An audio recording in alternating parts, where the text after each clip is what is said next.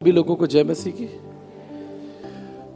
मेरे साथ वचन निकाले मरकुस की इंजील उसका 10 अध्याय और 21 पद के अनुसार यह लिखा है कि यीशु ने उस पर दृष्टि करके उससे प्रेम किया और उससे कहा, तुझ में एक बात की घटी है। मेरे प्रियो, ये एक बहुत ही महत्वपूर्ण संदेश है जब एक जवान धनवान व्यक्ति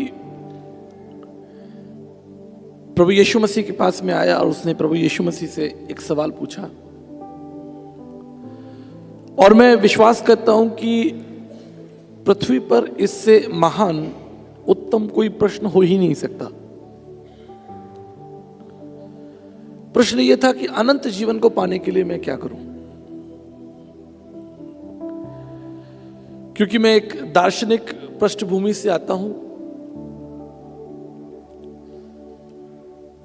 और मैं विश्वास करता हूं कि इस पृथ्वी पर, इस जगत में इससे महान प्रश्न हो ही नहीं सकता कि अनंत जीवन को पाने के लिए मैं क्या करूं। क्योंकि बाइबल बताती है संसार और संसार का वैभव सब कुछ नष्ट हो जाएगा,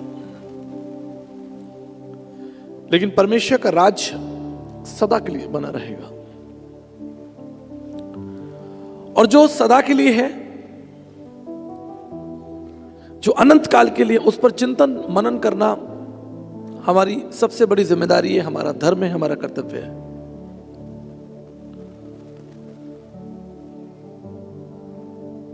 और बाइबल बताती है कि प्रभु यीशु मसीह सर्वज्ञानी प्रभु थे, उन्हें सब पता था।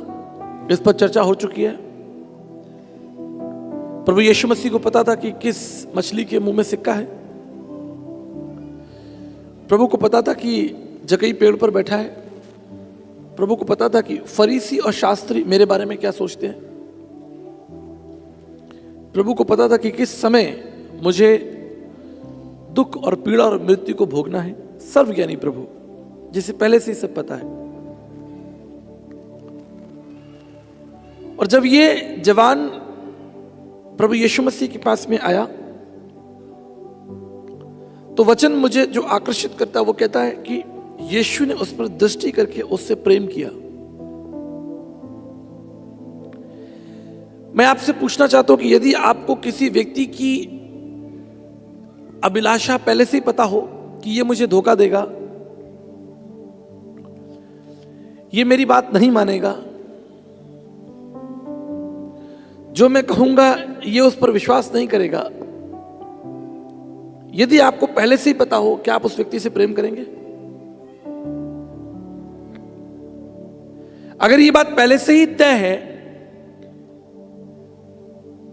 ये बात पहले से ही तय है कि ये जवान प्रभु यीशु मसीह पर विश्वास नहीं करेगा और चला जाएगा, यदि प्रभु सर्वज्ञानी है, यदि प्रभु यीशु सर्वज्ञानी है और उसे पता है कि ये व्यक्ति मेरी बात नहीं मानेगा, मेरी बात पर विश्वास नहीं करेगा, तो प्रभु ने उससे क्यों प्रेम किया? यही रहस्य है।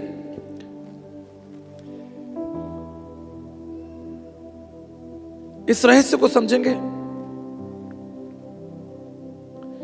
प्रभु हमसे प्रेम करते हैं, ये कोई मजबूरी नहीं है। ये प्रभु की कोई मजबूरी नहीं है कि वो हमसे प्रेम करते हैं। ये उसका स्वभाव है, ये उसका स्वभाव है। ये सब कुछ प्रेम से आरंभ हुआ और प्रेम पर जाकर ही टिक गया। इसे जब आप क्रूस का दर्शन करते हैं, इस लकड़ी की क्रूस का दर्शन करते हैं, इसे देखते हैं, जैसा मैंने अपने संदेश में बताया था कि ये तो मृत्यु का चिन्ह था, पीड़ा का चिन्ह था, अपमान का चिन्ह था, घृणा का चिन्ह था। लोग इससे डरते, छिपते, भागते थे। कोई क्रूस के पास नहीं आना चाहता था। ये भयानक था, लेकिन प्रभु ने इससे प्रेम किया। भारतीय दर्शन में एक विचार एकत्व, एकीकरण, एक हो जाना, जैसे विवाह के बाद पति पत्नी एक हो जाते हैं, या आत्मा में और शरीर में हमारा जो एकत्व है,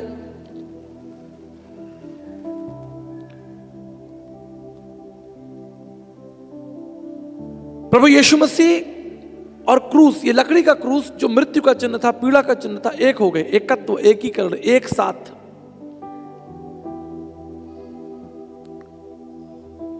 इस संदर्भ को समझने के लिए आपको पीछे मुड़कर देखना होगा। जब कोढ़ी यीशु मसीह के पास में आए, बाइबल कहती है कि यीशु मसीह ने अपना हाथ कोढ़ियों पर बढ़ाया, उन्हें छुआ और उन्हें चंगाई दे दी।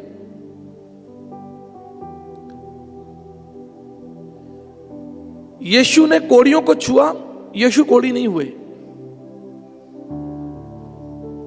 यीशु ने कोढ़ी को छुआ, यीशु कोढ़ी नहीं हुए, लेकिन कोढ़ी यीशु मसीह के समान शुद्ध हो गए। इस रहस्य को समझ लीजिए। जितनों ने उस पर दृष्टि की, जितनों ने उस पर विश्वास किया, उन्होंने ज्योति पाई, जीवन पाया। यहां तक कि ये लकड़ी का क्रूस भी, जिसके अंदर प्राण नहीं है, जिसके अंदर जीवन नहीं है, इसके अंदर श्वास नहीं है, एक लकड़ी का टुकड़ा है,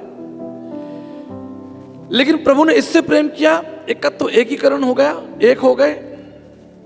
आज इसकी ऐसी महिमा है कि जिससे लोग छिपते और डरते थे, आज वो सबसे ऊंचे पर लगा हुआ है और दुनिया उसके सामने बैठी हुई है। दुनिया इसके सामने बैठी है। अमेरिका देश का राष्ट्रपति भी इसके सामने बैठा हुआ। दुनिया के बड़े बड़े कलाकार, राजनीतिक दल के लोग, नेता, अभिनेता, वैज्ञानिक, बुद्धिजीवी लोग इसके सामने घुटने टिकाते हैं। यदि प्रभु यीशु मसीह का प्रेम इसको शाश्वत कर सकता है, इसको जीवन दे सकता है, शाश्वत कर सकता है, तो वो आपको क्यों नहीं करेगा? और प्रभु को पता है कि ये जवान मेरी बात नहीं मानेगा, फिर भी प्रभु ने उससे प्रेम किया। ये बड़ा रहस्य है। यदि आपको पता चल जाए कि ये व्यक्ति जो मेरे घर आया है, ये मेरी बात नहीं मानेगा, आपको उसकी इच्छा पहले से ही मालूम हो, तो क्या आप उस व्यक्ति को समय देंगे? उससे प्रेम करेंगे? मेरी एक बात याद रखिएगा, धनवान, जो व्यक्ति धनवान है, वो गरीब से कभी प्रेम नहीं कर सकता, कभी नहीं कर सकता। वो गरीब को देखेगा, उसे 10 रुपए, 20 रुपए, 50 रुपए दे देगा, बस बात वहीं तक है। वो उससे प्रेम नहीं करेगा। जो ज्ञानवान है, बहुत पढ़ा लिखा आदमी है, बुद्धिजीवी है, तर्कशास्त्री है, वो किसी मूर्ख व्यक्ति से कभी प्रेम नहीं करेगा। कम पढ़ा लिखा, कोई गांव का हो, कोई चप्पल पहन के घूम रहा हो, गरीब सा हो, उसके पास कोई बुद्धि नहीं, जिसने कभी कॉलेज यूनिवर्सिटी के दरवाजे नहीं देखे, अनपढ़ है, अंगूठा टेक है। एक बुद्धिमान व्यक्ति जो बहुत पढ़ा लिखा है, वो उससे प्रेम कभी नहीं कर सकता। ये सत्य है। और एक शूरवीर, बहुत ताकतवर व्यक्ति, बलशाली व्यक्ति, जिसके पास अथाह शक्ति है, वो कमजोर से प्रेम कभी नहीं कर सकता। ये सत्य है, ये प्रकृति का सत्य है। ज्ञानवान मूर्खों से कभी प्रेम नहीं करेंगे, धनवान गरीबों से कभी प्रेम नहीं करेंगे, और बलशाली कमजोरों से कभी प्रेम नहीं करेंगे। ये मैंने आपको एक एक व्यवस्था बताई। कल्पना कीजिए एक व्यक्ति के अंदर तीनों बातें हो, वो धनवान भी हो, ज्ञानवान भी हो और बलवान भी हो, वो तो कभी किसी से प्रेम नहीं करेगा। उसे जरूरत ही नहीं किसी से प्रेम करने की, क्योंकि वो सर्वशक्तिमान है, सबसे धनवान व्यक्ति है, सबसे बुद्धिमान व्यक्ति है। उससे बुद्धिमान कोई है ही नहीं, उससे धनवान कोई है ही नहीं, उसे किसी को प्रेम करने की आवश्यकता ही नहीं।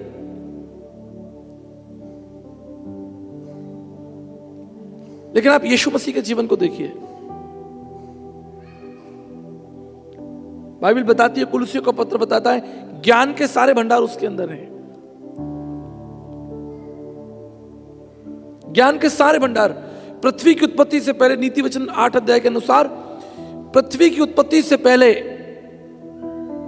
परमेश्वर के साथ जो बुद्धि थी, जो ज्ञान था, उसका वर्णन लिखा हुआ है। सबसे अधिक ज्ञान, जिसके कह देने से ये संसार, ये भौतिक जगत अस्तित्व में आ गया, उससे ज्ञानवान कौन है? मैंने एस्ट्रोफिजिक्स एंड कॉस्मोलॉजी पढ़ा है, मैं स्पेस साइंस को जानता हूं, ब्रह्मांड विज्ञान को जानता हूं। मैं जानता हूं कि ये कितना व्यापक है। अभी तक वैज्ञानिक केवल 4% ब्रह्मांड पर खोज कर चुके हैं, केवल 4%। 96% तो ब्रह्मांड अज्ञात है। इतने ग्रह नक्षत्र तारे, देखिए आप, पृथ्वी बिल्कुल सही स्थान पर है। अगर सूर्य के निकट हो तो जल जाए, क्योंकि पृथ्वी में इतना पेट्रोलियम है और सूर्य के अंदर हीलियम है, आग लग जाए। लेकिन एक सही दूरी पर पृथ्वी को प्रभु ने लगाया। ज्यादा दूर पास जाएगी तो जल जाएगी, ज्यादा दूर जाएगी तो फ्रीज हो जाएगी। 6,500 साल से ये पृथ्वी जो है वो सूर्य का चक्कर लगा रही है। प्रभु ने उसके मार्गों को तय किया हुआ है। प्रभु से बुद्धिमान कौन है? चांद सितारे हवा में खड़े, नक्षत्र ग्रह हवा में खड़े हुए हैं, स्थिर हैं, कोई घटना नहीं घट रही। हजारों साल हो गए, पृथ्वी के ऊपर कोई ग्रह नक्षत्र आकर टकराया नहीं। आप बाजार में देखिए, सड़कों पर एक्सीडेंट होते रहते हैं, आपस में गाड़ियां टकराती हैं। लेकिन ब्रह्मांड में जितने ग्रह उपग्रह हैं और सब गतिशील हैं, सब गतिशील हैं, लेकिन कोई ग्रह नक्षत्र नहीं टकरा रहा। आप जी रहे हैं इस पृथ्वी पर, मानव सभ्यता स्थिर है। ये परमेश्वर की बुद्धि है, ये परमेश्वर की योग्यता है। उससे बुद्धिमान कौन, उससे बलशाली कौन? जिसके कह देने से प्रकाश अस्तित्व में आ गया। उसने कहा प्रकाश हो। 3,20,000 किलोमीटर प्रति घंटे की रफ्तार से प्रकाश जो है वो दौड़ रहा है। प्रकाश से गतिमान क्या है? और प्रकाश का स्रोत क्या है? विज्ञान के छात्र बैठे हैं, बताइए आप, प्रकाश का स्रोत क्या है? प्रकाश का स्रोत सूर्य थोड़ी है, पर प्रकाश का स्रोत परमेश्वर। उसने कहा प्रकाश हो। The first thing God created was light, उजियाला हो। इतना बलशाली परमेश्वर है, इतना सर्वशक्तिमान परमेश्वर है। ना उसके ज्ञान की कोई सीमा, ना उसके बल की सीमा है। और धन,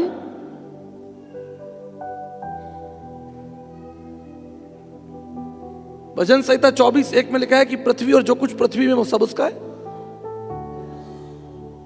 यदि आपके बैंक में पैसे रखे भी तो उससे क्या फर्क पड़ता? सोना चांदी जो आपने इकट्ठा कर लिया उससे कोई फर्क नहीं पड़ता, है तो वो प्रभु का। उससे धनवान कौन? तीनों विशेषताएं परमेश्वर के अंदर है, लेकिन फिर भी उसने हमसे प्रेम किया। यह रहस्य है, यह रहस्य है। और तब भी ये जानते हुए कि आप उसकी बात नहीं मानेंगे, आप उसके शिष्य नहीं बनेंगे, आपके जीवन में कोई परिवर्तन नहीं होगा, आप बुराइयां नहीं छोड़ेंगे, दुष्टता नहीं छोड़ेंगे, लेकिन वचन में लिखा है कि उसने हमसे प्रेम किया। इस बात को समझ लीजिए। प्रेम परमेश्वर का स्वभाव है। इसलिए यूहन्ना उसके 15 अध्याय और 13 वचन के अनुसार लिखा है, इससे बड़ा प्रेम किसी का नहीं कि कोई अपने मित्र के लिए अपना प्राण दे दे। दुनिया का सारा ज्ञान इस वचन के अंदर समाया हुआ है। दुनिया का सारा ज्ञान, अथाह ज्ञान, ब्रह्मांड का सारा ज्ञान इस वचन में समाया हुआ है कि कोई अपने मित्र के लिए अपना प्राण दे दे। बताइए इससे विशेष क्या हो सकता है? इससे बढ़कर कोई क्या आपके लिए कर सकता है कि कोई आपके लिए अपना प्राण ही दे दे? और वचन कहता है कि उसने हमसे प्रेम किया और पहले प्रेम किया।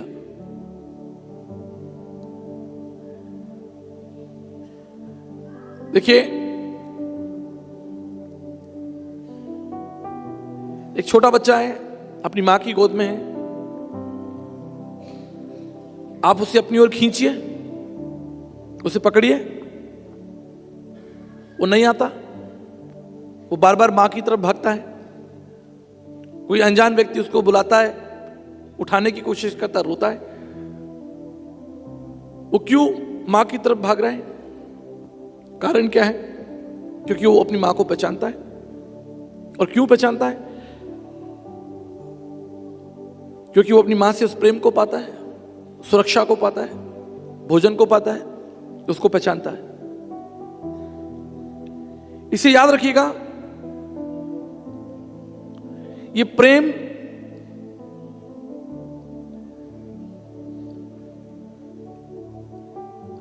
संसार के तमाम ज्ञान की धुरी है, आधार है। जितना भी संसार में ज्ञान है, उसकी जो धुरी है, उसका जो केंद्र है, वो प्रेम है। और बाइबल कहती है जो प्रेम नहीं रखता वो परमेश्वर को नहीं जानता, वो परमेश्वर की आराधना नहीं कर सकता। प्रेमी सत्य है, प्रेमी अटल है और प्रेमी जनक है। इस सृष्टि की उत्पत्ति का मूल कारण ही प्रेम है। उसने पृथ्वी का निर्माण, मनुष्य जाति का निर्माण प्रेम से किया। और जब आपको बचाने की बारी आई, आपकी सुरक्षा की बारी आई, आपके अनंत जीवन की बारी आई, तो उसने अपने शरीर को भी दे दिया, अपने प्राण आपके लिए दे दिया। यह बात आपको समझनी होगी। इसलिए भारतीय दार्शनिकों ने कहा है, भारतीय विद्वानों ने कहा है, प्रेम प्याला जो पिए शीश दक्षिणा दे, लोभी प्रेम ना कर सके और नाम प्रेम का ले। प्रेम प्याला जो पिए शीश, उसे अपनी गर्दन कटानी पड़ेगी, अपने प्राण देने। जो अगर प्रेम करने का दावा करता है कि मैं प्रेम करता हूं, तो जब तक वो अपना अस्तित्व समाप्त ना कर दे, अपनी गर्दन ना कटा दे, प्रेम सत्य प्रकट नहीं हो सकता।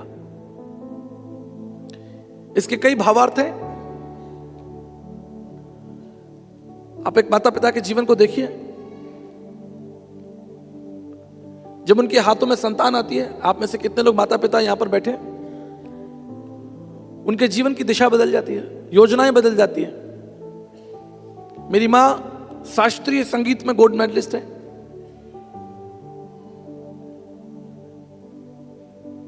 जब वो जवान थी, जिनकी उम्र उस समय 13 साल 14 साल थी, मेरी मां की उम्र, शास्त्रीय संगीत में गोल्ड मेडलिस्ट कर लिया उन्होंने।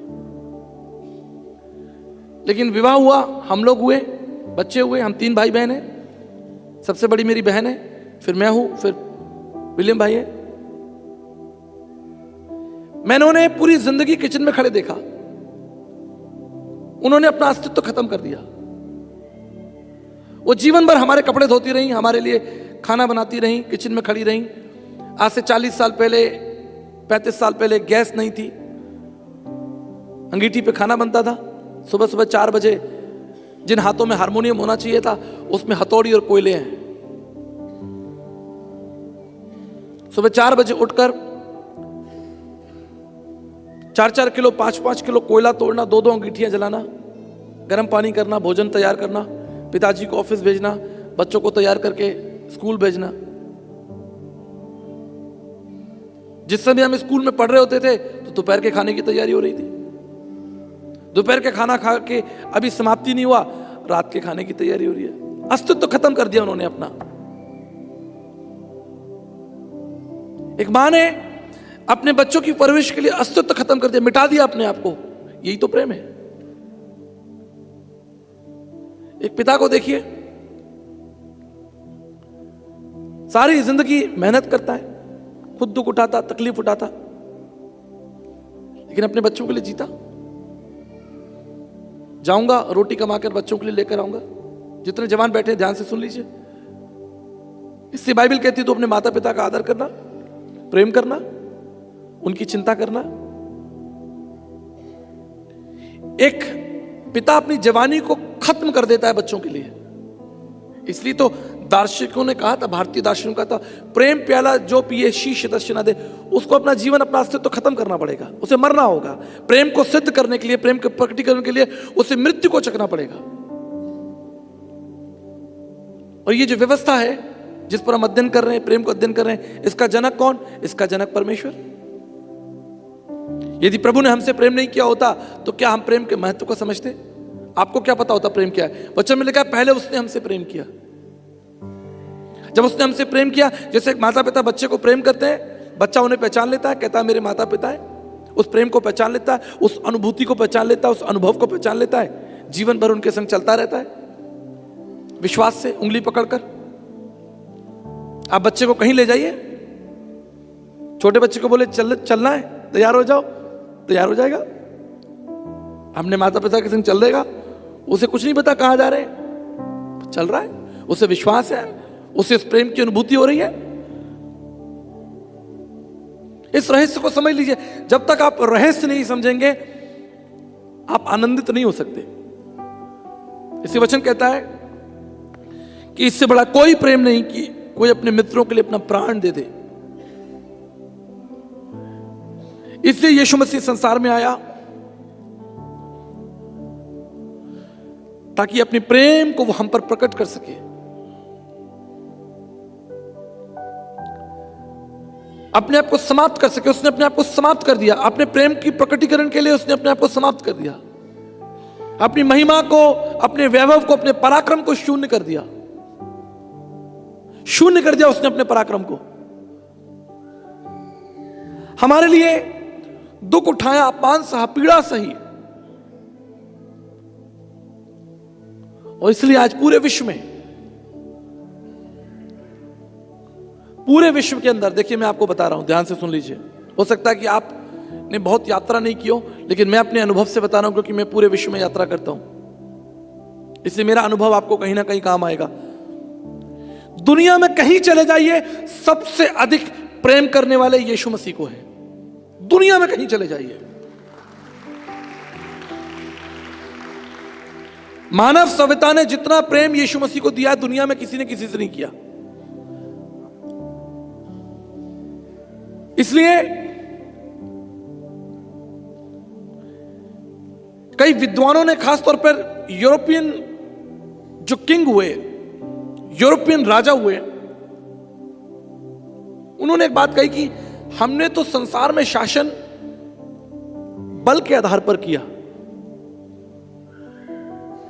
जितना भी शासन हुआ संसार में बल के आधार पर हुआ, शक्ति के आधार पर हुआ, तलवार की नोक पे हुआ शासन, डर दिखाकर शासन हुआ। लेकिन दुनिया में एक व्यक्ति है, वो है यीशु मसीह, जिसका शासन सदा से सदा के लिए, क्योंकि उसका शासन प्रेम पर है।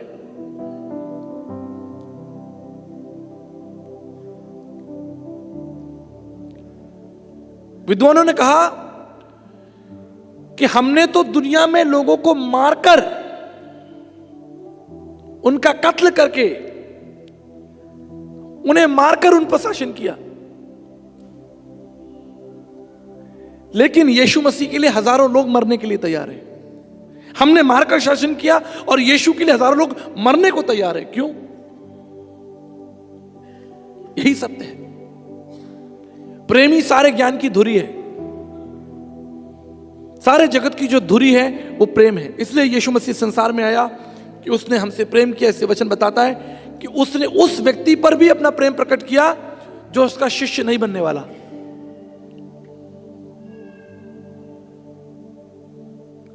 आप किसी राजनीतिक दल के व्यक्ति हो, आप दूसरे राजनीतिक व्यक्ति के पास जाएं, वो आपको घृणा की दृष्टि से देखेगा।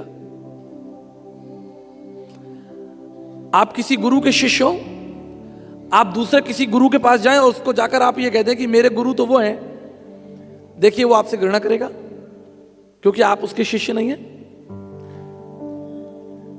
मेरे उदाहरण दावे के साथ होते हैं, आप करके देख लीजिएगा।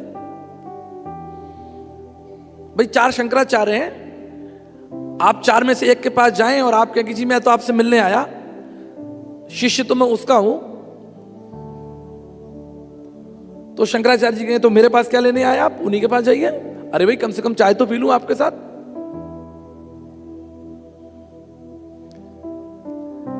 आप राहुल गांधी जी के पास में जाएं और कहें जी मैं तो आपसे ऐसी देखने हलवाई करने आया हूं, मानता तो मैं मोदी जी को हूं, तो कहेंगे भैया आप रास्ता नापिए, आप मोदी जी के भक्त यहां क्या कर रहे हैं। मोदी जी के चैम्बर में जाइए, कहे जी मैं आपके पास ऐसी हलवाई करने आ गया, वोट तो मैं कांग्रेस को ही दूंगा, तो हड़कंप मच जाएगा। कहेंगे भैया इस व्यक्ति को निकालो यहां से, ये फोटो खिंचवाने आया, वोट कांग्रेस को देगा। अब बताइए होगा कि नहीं होगा? यही होगा। अगर किसी व्यक्ति को आपकी इच्छा पता चल जाए कि ये मेरे काम का व्यक्ति नहीं, मेरी बात नहीं मानेगा, तो वो क्यों आपसे प्रेम करेगा? भाई आप मेरे नहीं, मैं आपका क्यों?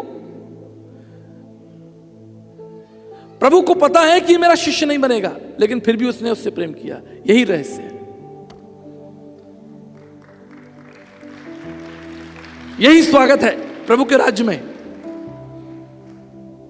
आपका भी स्वागत है। जो लोग उसकी निंदा करते हैं, जो उससे बैरभाव रखते हैं, जो उससे गालियां देते हैं, उनका भी स्वागत है प्रभु यीशु मसीह के पास में। वो आपकी निंदा नहीं करेगा, वो हथियार नहीं उठाएगा, आपसे प्रेम ही करेगा। इसलिए एक बड़ा सुंदर दोहा है, रहीमन खोजे ईख में जहां रसनी की खान, जहां गांठ तहां रस नहीं, यही प्रीति में हान। क्या मतलब हुआ? आपने गन्ना देखा? गन्ना, गन्ने में बीच बीच में गांठ होती है, उसमें रस नहीं होता। आप उस गांठ को चबाइए, उसमें रस नहीं होगा। तो रहस्य यह है कि हमारा प्रभु यीशु मसीह जो रस के समान मीठा है,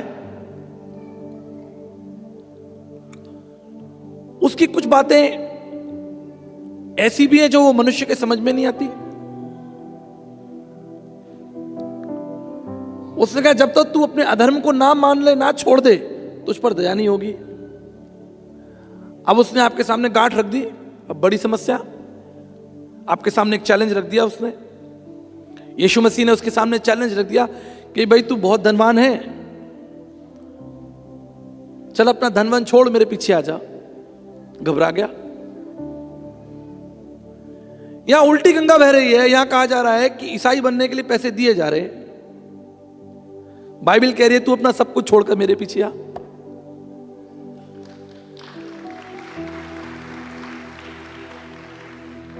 समाचार पत्र ये कह रहे हैं, संगठन ये कह रहे हैं कि भाई आपको ईसाई बनाने के लिए पैसे मिल रहे हैं। यही तो चल रहा है। और यीशु मसीह कह रहे हैं कि तू अपना सब कुछ छोड़ छाड़ के मेरे पीछे आ, तब तू मेरा शिष्य कहलाएगा।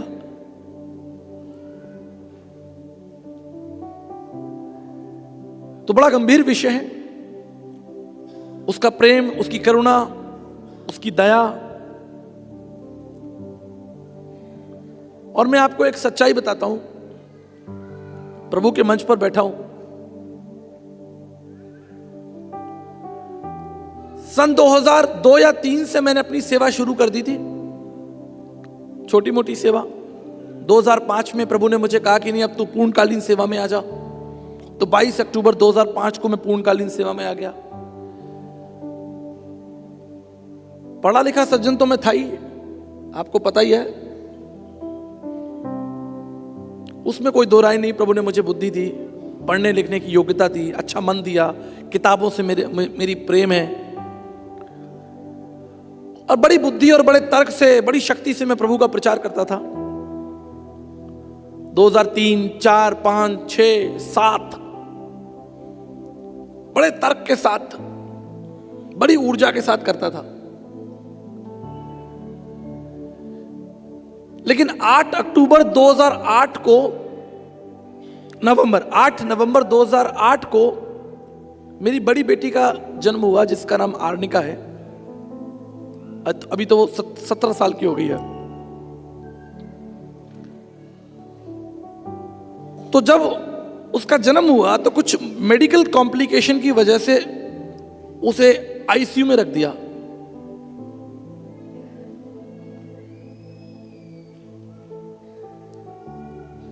अब बड़ा मैं परेशान हो गया कि भाई छोटी बच्ची है, अभी इस संसार में आई, हमने उसके लिए इतनी प्रार्थनाएं की हैं, अभी तो हमने उसे देखा भी नहीं, उठाया भी नहीं, उसे आईसीयू में ले गए। पहला दिन, दूसरा दिन मैं दरवाजे पर खड़ा रहता आईसीयू के बाहर। मैंने कहा डॉक्टर साहब मैं उसे उठा लूं, देख लूं। डॉक्टर कहते रुको रुको, अभी आप रुको। लेकिन अंततः मुझे जाने का जब मौका मिला और मैं आईसीयू में अंदर गया और मैंने उस बेटी को देखा जो नर्सरी में वहां रखी हुई थी, उसके चारों तरफ वो सब मेडिकल जो जाल होता है तारों का, वो सब लगा हुआ। छोटी सी बच्ची, मशीनें लगी, 8 तरह की उसकी रीडिंग चल रही है, और मेरे हृदय के अंदर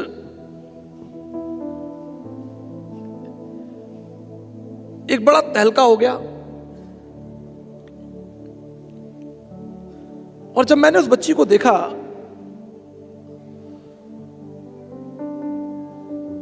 तो सबसे पहले जब मेरी उससे आंखें मिली, आप मेरी बड़ी बेटी को देखेंगे, उसकी जो आईज हैं बड़ी अच्छी हैं, ग्रीन रंग की आईज हैं। उसने मुझे देखा और उसे कुछ नहीं मालूम कि मैं कौन हूं, क्या हूं, बस देख रही कोई है भाई। अब मैं उसको प्यार करना चाहता हूं, लेकिन मैं उस मशीन तक कैसे पहुंचूं? आईसीयू की जो मशीन उसमें अंदर वो लेटी हुई है, तो उसको मैं प्यार भी नहीं कर सकता। डॉक्टर कह रहा है दूर से दूर से दूर से भाई, छूना नहीं।